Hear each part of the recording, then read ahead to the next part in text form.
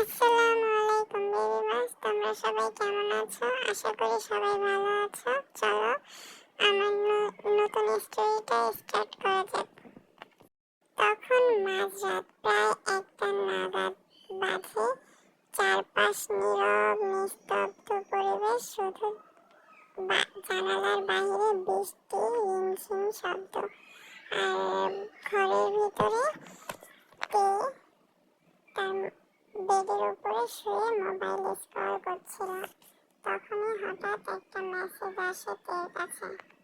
ঘুমাওনি এখনো? মেসেজটা জাঙ্কুকের ছিল।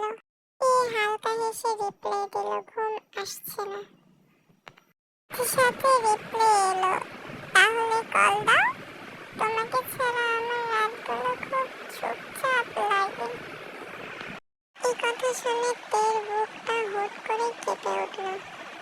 কলের শুরুতে দুজনে কিছুক্ষণ চুপচাপ ছিল। এই নিস্তব্ধতাও একটা সুন্দর মুহূর্ত রেশ টেনে এনেছিল তাদের মাঝে। খুব নরম গলায় বলল, জানো, তোমার হাসির শব্দটা না আমার সবচেয়ে প্রিয় একটা গান। তে লাজুক হেসে বলল, ইস, তুমি এত রোমান্টিক কেন কুক?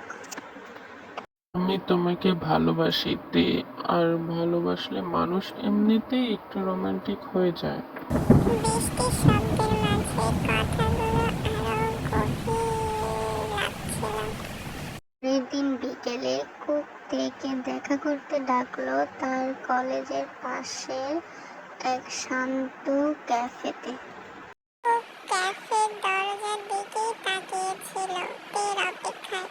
তে যখন ঢুকলো তখন তে দেখলো কুক তার দিকেই তাকিয়েছিল।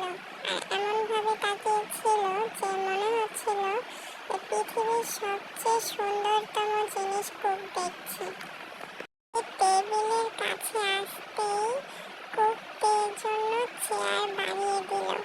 বাড়িয়ে দিয়ে তেকে বসতে দিয়ে সে নিজেও বসে পড়ল। তারপর তের হাতটা আলতো করে ধরে বলল, তে, তুমি জানো, তোমার হাত ধরলে মনে হয় আমার পৃথিবীর সব চিন্তা এখানেই থেমে যায়।